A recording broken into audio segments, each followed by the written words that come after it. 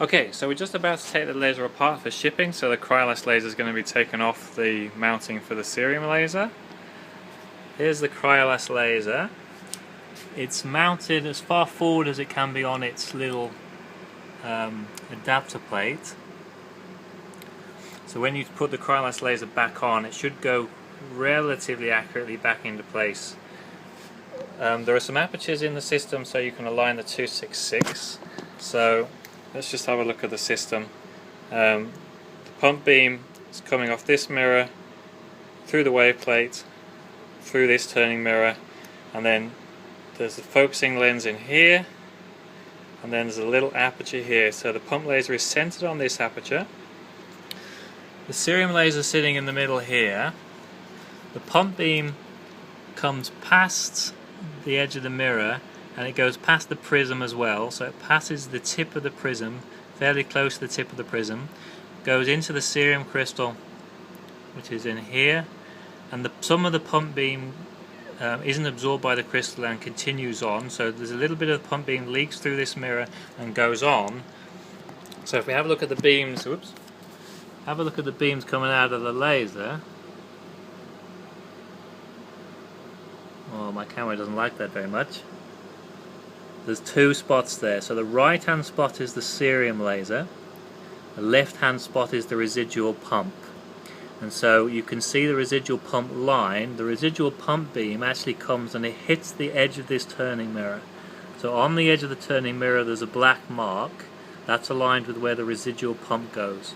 So when the laser is nicely aligned, the pump will be centered on the aperture after the lens here, and it will be centered on the mark on this final turning mirror.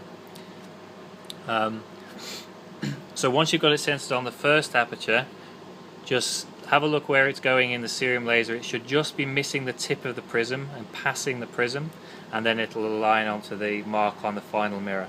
Once the pump beam is close to those two marks, there's a good chance the cerium laser will laze. If it doesn't, you just want to try a few small movements with the pump beam. So I suggest that you just try using this last turning mirror and try some small horizontal and vertical adjustments to see if you can find an alignment where it lasers, and a good chance that it will laze once you do that. Once you've got it lasing, you just need to tweak it up for maximum power. So optimize the line of the pump with the final turning mirror, and then you want to just try small adjustments of the cerium cavity, so the back mirror or the output coupler, and just try small adjustments to find the best positions for maximum output power. To tune the laser, we rotate this back mirror, and there's a horizontal rotation to tune the laser. So there's a little key in here. The horizontal adjustment will tune the laser. So as you tune this knob, it will tune the laser. This type of movement is around the full scale of the tuning of the laser, so that will take you from 288 to about 312 with this type of movement. Once you've tuned the laser and found the wavelength you want, which you'll need to do with a spectrometer, you may just need to touch the alignment vertically just to maximize the output power, but it's pretty good at the moment. It's tuning quite nicely without needing that. If the power of the laser drops, which could be drift of the pump alignment, or it could be some dust on a mirror or the crystals, I would just be trying small adjustments of the pump line, small adjustments of one of the end mirrors.